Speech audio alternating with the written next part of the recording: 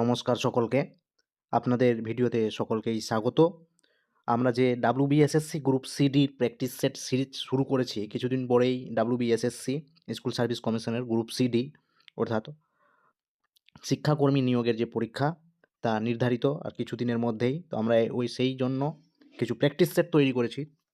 তো আজকের practice set রাখা হয়েছে ভারতীয় সংবিধান থেকে, এবং আমাদের যে সিলেবাস রয়েছে এই সিলেবাস ভারতীয় সংবিধানের যে অংশ সেইটুকু আমাদের পড়তে হবে। তো ভারতীয় সংবিধানের কিছু জিনিস রয়েছে যেগুলো অবশ্যই জানা দরকার পরীক্ষা দেওয়ার আগে, সেইগুলো থেকেই প্রশ্ন হবে। তো বাছাই করা কিছু প্রশ্ন এখানে রাখা হয়েছে।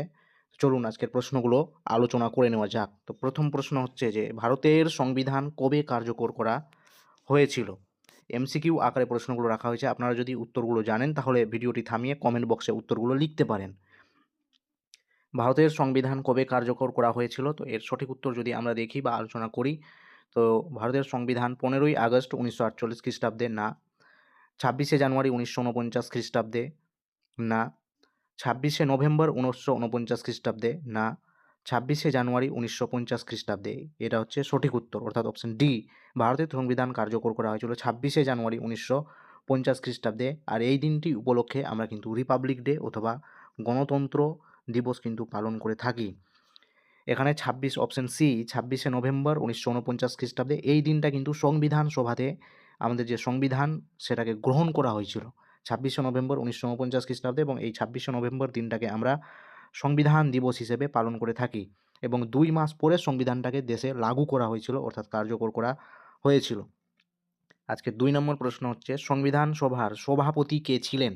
তো সংবিধান সভার প্রথম যিনি সভাপতি ছিলেন, ওই স্থায়ী সভাপতি যদি আমরা বলি তাহলে ছিলেন সচিদানন্দ সিনহা, ছিলেন ওই স্থায়ী সভাপতি। এবং স্থায়ী সভাপতি ছিলেন আমাদের রাজেন্দ্র প্রসাদ। রাজেন্দ্র প্রসাদ ছিলেন কিন্তু স্থায়ী সভাপতি। BR আম্বেদকর ছিলেন আমাদের যে ড্রাফটিং কমিটি সেখানকার সভাপতি, এবং BN রাও ছিলেন উপদেষ্টা, সংবিধান সভার উপদেষ্টা যিনি ছিলেন তিনি হচ্ছেন BN রাও। এবং জওহরলাল নেহেরু যিনি ছিলেন ইনি কিন্তু আমাদের উদ্দেশ্য সংক্রান্ত প্রস্তাব বা অবজেক্টিভ রেজলিউশন কিন্তু ইনি সংবিধানে উপস্থাপন করেছিলেন। আজকে 3 নম্বর প্রশ্ন, গণপরিষদ কত সালে গঠন করা হয়েছিল? তো গণপরিষদ গঠন করা হয়েছিল 1946 সালে। গণপরিষদ কবে গঠন করা হয়েছিল? তো গণপরিষদ গঠন করা হয়েছিল 1946 সালে। অপশন সি হয়ে যাবে সঠিক উত্তর। পরবর্তী প্রশ্ন, খসড়া কমিটি কবে গঠন করা হয়েছিল? খসড়া কমিটি অর্থাৎ সংবিধান রচনার জন্য যে কমিটি গঠন করা হয়েছিল সেটা হচ্ছে খসড়া কমিটি বা ড্রাফটিং কমিটি। এটা কবে গঠন করা হয়েছিল? তো এই কমিটি গঠন করা হয়েছিল, এর সঠিক উত্তর হয়ে যাবে অপশন সি, 29শে আগস্ট 1947 সালে এটা কিন্তু গঠন করা হয়েছিল খসড়া কমিটি। 15ই আগস্ট 1947 সাল আপনারা জানেন এই দিনটাকে ভারতের স্থায়ী হস্তাক্ষর করা হয়েছিল স্বাধীনতার জন্য, স্বাধীনতা দেওয়া হয়েছিল 26শে জানুয়ারি 1947 সাল ও 26শে নভেম্বর 1947 সাল। তো এগুলো উত্তর ভুল রয়েছে, সঠিক উত্তর হচ্ছে অপশন সি। 5 নম্বর প্রশ্ন, ভারতের সংবিধান তৈরিতে কতদিন সময় লেগেছিল? তো ভারতের সংবিধান তৈরিতে কতদিন সময় লেগেছিল? 2 বছর 5 মাস 9 দিন না, 2 বছর 8 মাস 10 দিন না, পরের অপশন রয়েছে 2 বছর 11 মাস 9 দিন না, 2 বছর 11 মাস 18 দিন সময় লেগেছিল ভারতীয় সংবিধান রচনাতে, অর্থাৎ প্রায় 3 বছর সময় লেগেছিল ভারতীয় সংবিধান রচনা করার জন্য। নেক্সট কোশ্চেন হচ্ছে আগস্ট প্রস্তাব কত সালে ভারতে পেশ করা হয়েছিল? আগস্ট প্রস্তাব ভারতে পেশ করা হয়েছিল 1940 খ্রিস্টাব্দে। 1940 খ্রিস্টাব্দে আগস্ট প্রস্তাব ভারতে নিয়ে আসা হয়েছিল। 1942 খ্রিস্টাব্দে আমরা জানি ভারত ছাড়ো আন্দোলন শুরু হয়েছিল 8ই আগস্ট 1942 সালে। পরবর্তী প্রশ্ন, বিশ্বের প্রথম লিখিত সংবিধান কোন দেশের? তো বিশ্বের প্রথম লিখিত সংবিধান হচ্ছে অপশন ডি, মার্কিন যুক্তরাষ্ট্র। এবং যদি বলে বিশ্বের বৃহত্তম লিখিত সংবিধান, বৃহত্তম যদি বলে তাহলে বৃহত্তম বলতে গেলে সেটি হয়ে যাবে ভারতের সংবিধান। ভারতের সংবিধান যুক্তরাষ্ট্রীয় ব্যবস্থা কোন দেশ থেকে গ্রহণ করা হয়েছে? যুক্তরাষ্ট্রীয় যে ব্যবস্থা রয়েছে অর্থাৎ রাজ্য সমূহ মিলে সব যে একটি কেন্দ্র সরকার গঠন করেছে, এটি কোন দেশ থেকে নেওয়া হয়েছে? এটি হচ্ছে আমাদের কানাডা থেকে নেওয়া হয়েছে। কানাডা থেকে এই সিস্টেমটা আমাদের নেওয়া হয়েছে। 9 নম্বর প্রশ্ন, ভারতীয় সংবিধানের প্রস্তাবনা এখনো পর্যন্ত কতবার সংশোধন করা হয়েছে? তো এখন পর্যন্ত ভারতীয় প্রস্তাবনা সংশোধন করা হয়েছে একবার। সেটা কবে করা হয়েছে? 1976 সালের 42তম সংবিধান সংশোধনীতে এই প্রস্তাবনা সংশোধন করা হয়েছিল। কত সালে ভারতীয় সংবিধানে প্রস্তাবনা সংশোধন করা হয়েছিল? তো এক্ষুনি বললাম যে 1976 সালে 42তম সংবিধান সংশোধনী, যেটাকে মিনি কনস্টিটিউশন বলা হয়। 11 নম্বর প্রশ্ন, কোন দেশ থেকে ভারতীয় সংবিধানের মৌলিক কর্তব্য যেটি রয়েছে সেটি নেওয়া হয়েছে? মৌলিক কর্তব্য, আরেকটি হচ্ছে আমাদের মৌলিক অধিকার। একটি মৌলিক কর্তব্য এবং একটি হচ্ছে মৌলিক অধিকার। তো এই মৌলিক কর্তব্য যে বিষয়টি রয়েছে এটি নেওয়া হয়েছে কিন্তু আমাদের সোভিয়েত ইউনিয়ন থেকে, সোভিয়েত ইউনিয়ন অর্থাৎ রাশিয়া থেকে, সোভিয়েত ইউনিয়ন থেকে, পূর্বতন রাশিয়া থেকে এটি নেওয়া হয়েছে। এবং মৌলিক অধিকার যেটা রয়েছে সেটা কিন্তু নেওয়া হয়েছে আমেরিকা থেকে। মৌলিক অধিকার নেওয়া হয়েছে আমেরিকা থেকে, মৌলিক কর্তব্য নেওয়া হয়েছে সোভিয়েত ইউনিয়ন থেকে।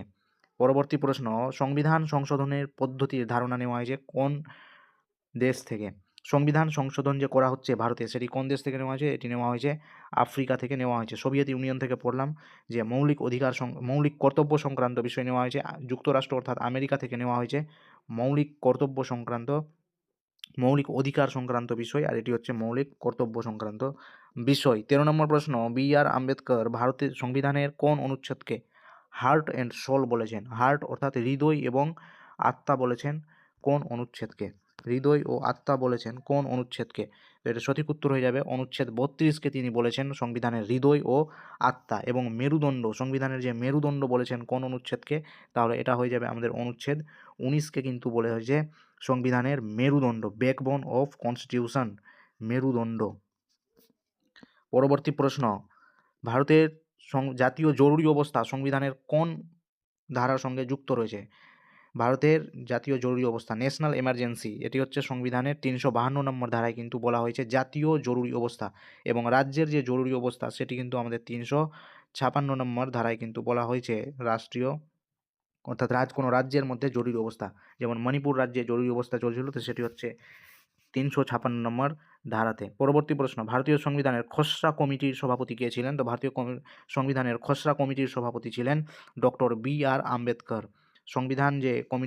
সংবিধান রচনার জন্য যে কমিটি গঠন করা হয়েছিল তার কিন্তু সভাপতি ছিলেন আমাদের ডক্টর বি.আর. আম্বেদকর। 16 নম্বর প্রশ্ন, সংবিধানের অভিভাবক কাকে বলা হয়? সংবিধানের অভিভাবক, সংবিধানের ব্যাখ্যাকর্তা, এগুলো যদি জিজ্ঞেস করে তাহলে সেটা সঠিক উত্তর হয়ে যাবে অপশন সি, সুপ্রিম কোর্টকে সংবিধানের অভিভাবক বা ব্যাখ্যাকর্তা বলা হয়ে থাকে। 17 নম্বর প্রশ্ন, ভারতীয় সংবিধানে কোন অনুচ্ছেদে অর্থ বিল নিয়ে আলোচনা করা হয়েছে?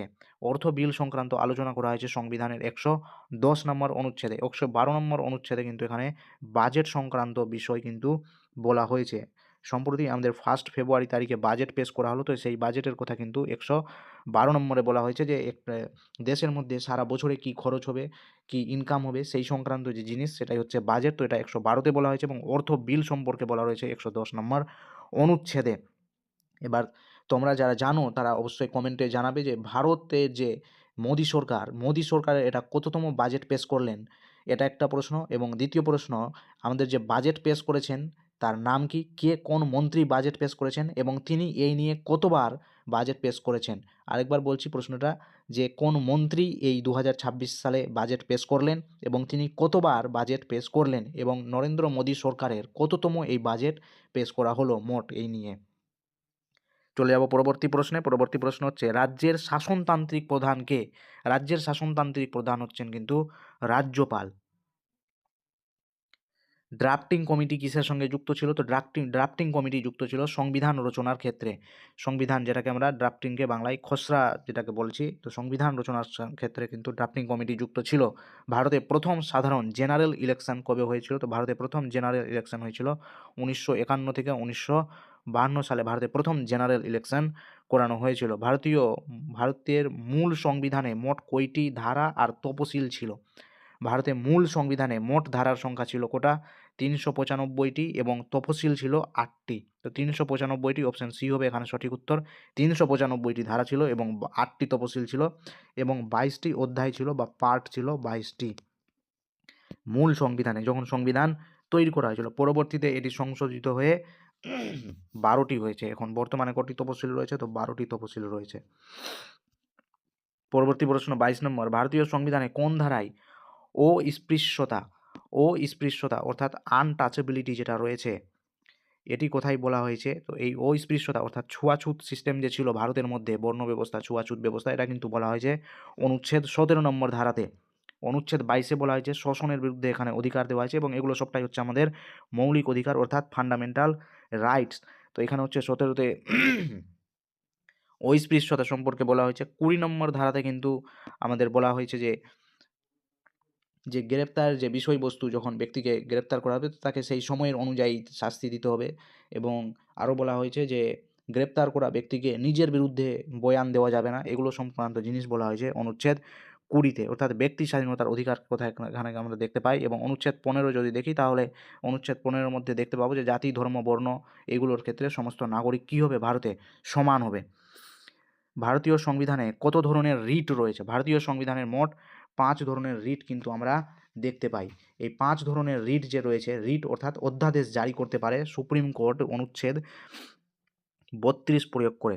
সুপ্রিম কোর্ট অনুচ্ছেদ 32 প্রয়োগ করে এই রিট জারি করতে পারে এবং হাইকোর্ট 226 নম্বর অনুচ্ছেদ প্রয়োগ করে এই রিট জারি করতে পারে। রিট অর্থাৎ অধ্যাদেশ।